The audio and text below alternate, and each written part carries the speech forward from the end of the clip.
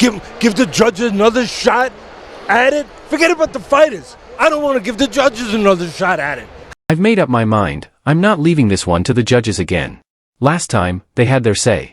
This time, I want the outcome to be crystal clear. No debates, no second chances, the decision should speak for itself. I'm standing in Canelo's corner, I'd probably feel comfortable seeing Tim Cheatham on the judges list. But if I'm representing Crawford, I'd be raising an eyebrow. Think about it, this is the same judge who scored the Canelo vs. Bivol fight unusually close. He actually had it 115 to 113 in favor of Bivol. That margin alone stirred plenty of debate. And now, for the upcoming Crawford-Canelo matchup, we've got another familiar name on the panel, Steve Weisfeld. He, too, scored Canelo Bivol at 115 to 113. The reason I keep coming back to Tim Cheatham specifically isn't personal, it's about consistency. His judging record has raised questions before. For example, I never believed Lomachenko truly lost to Haney, yet Cheatham was part of that verdict. Then there was Tsayu vs. Fundora, another head-scratcher. Richardson-Hitchens against Lemos? Far too wide. And most recently, the Figueroa vs. Jote Gonzalez fight, again, an overly generous score for Figueroa. At a certain point, these patterns start to matter. When results repeatedly lean too far one way, battle being decided. If I'm with Canelo, I think I'm happy with Cheatham. But if I'm with Crawford, I'm looking at it and I'm saying, wait a minute. Hold on. This guy had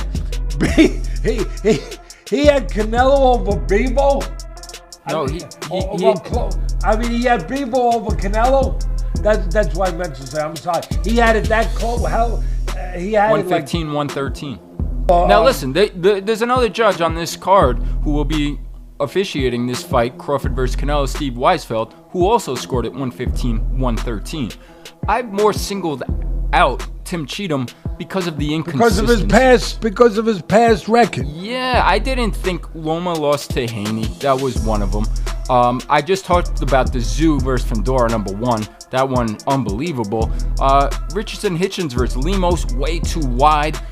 Just recently, we watched a great fight. Figueroa versus Jote Gonzalez. Way too wide for Figueroa. There's been too many... You know, there's really just one thing that stuck with me, one thing that genuinely bothered me. And it's the reason I have no interest in seeing a rematch. I've been around this sport for half a century. At this point, I've seen enough to know when something doesn't sit right. Those judges need to take a long, honest look in the mirror after that performance. To score a fight that close, when it was anything but, is unacceptable. There's simply no way those cards should have reflected such a narrow margin. Thank goodness he dominated the way he did, because if that fight had been even slightly closer, we'd be sitting here having a completely different conversation, probably losing our minds over another judging disaster. Honestly, if that had happened, I'd have been ready to break this whole setup in frustration, and I wouldn't have cared about the cost. That's how strongly I feel about it. At the end of the day, that's exactly why I don't want to see a rematch. When a fighter clearly dominates, yet the judges still find a way to make it look close, that tells you everything you need to know. Giving them another chance would only invite the same mistake all over again. It's a masterclass in boxing. Pure skill on display.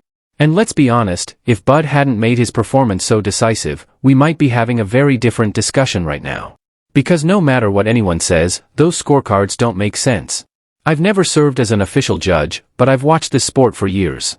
That fight was not a 115 to 113, and it sure wasn't a 116 to 112.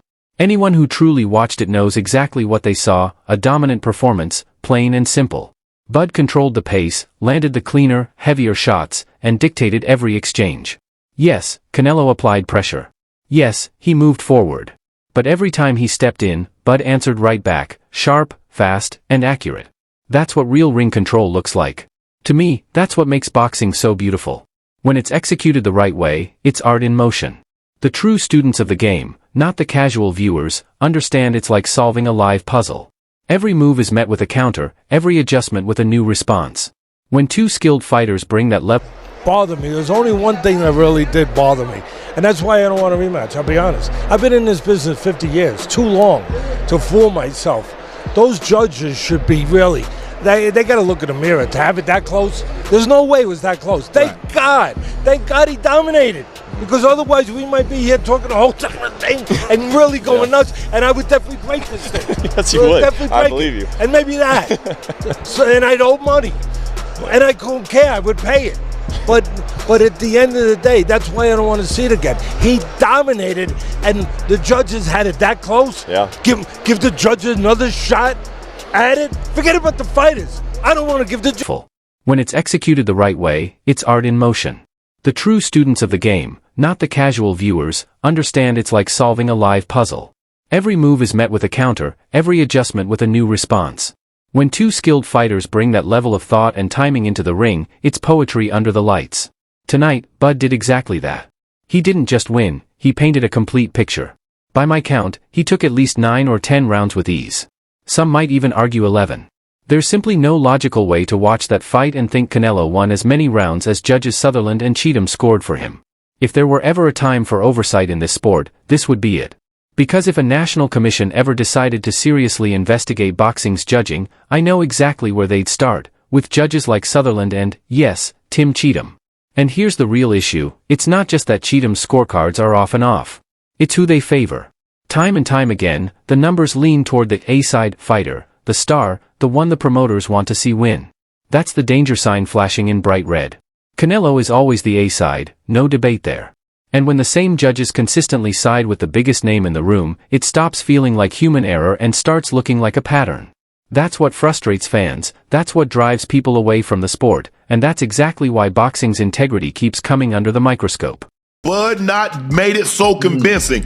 There's no way, ain't no way to judge, because I don't give a damn what they say. And no, I've never been a judge. I've never judged the fight officially. But that's not a 115, 113. That's not a 116, 12. If you watch that fight, there is no way you thought that those scores were that close. Bud dominated that fight. I'm talking about dominated. He landed cleaner shots. He landed the harder shots. He was active. Yeah, okay. So he followed him around the ring. Yeah, he was pressuring him. But guess what? Every time he come in there, he got slapped. Yeah. I mean, listen, I really, really enjoy it. When it comes to boxing, when it comes to the sweet science, for those who know the game, who know the sport, and are not just casual fans of it, when it's done the right way, it's like art. It's like a puzzle. All you're doing is putting the pieces together. Whatever he does, I got something for that. Whatever you do, if he has something for that, you come back with something else. I mean, it's a beautiful thing when it's done the right way, and I really thoroughly enjoyed tonight's fight. Bud won at least 9 to 10 of those rounds. Bud won 9 to 10 of those rounds. There's no way in hell, if you watched that fight, you thought Canelo won as many rounds as Sutherland and Cheatham. They would be the first guys called into the office on Monday if a national czar came in and said, I'm going to start investigating this sport. I'm starting to look at the things that Teddy Atlas talked about and a lot of other people talk about. I'm going to start, and that a lot of fans talk about, that they're leaving the sport because of the bad judging and officiating. I'm going to start to look at it. And the two guys I would say to you, sir, whoever you are, I would say, sir, it might be a good place to start with a guy named Sutherland and a guy named, yes, sir, I'm not making this name up. What is the name, Teddy? Cheatham. I had people winning 11 rounds. All right, even if you said 10, you'd be kind of generous. But to have it that close, I mean, come on. And then the other fights you talked about, I mean, he's got a track record where the problem with him isn't just that he's so off and the numbers are so off. They're off for always the A fighter. That's the thing that puts a light on in my mind, that puts a danger light on, is that he's always, Canelo's the A guy always, right? We know that. We don't have to dispute that. So it's not like he's on the side of the B guy. He's always on the side of the guy that the promoter would want to win. That's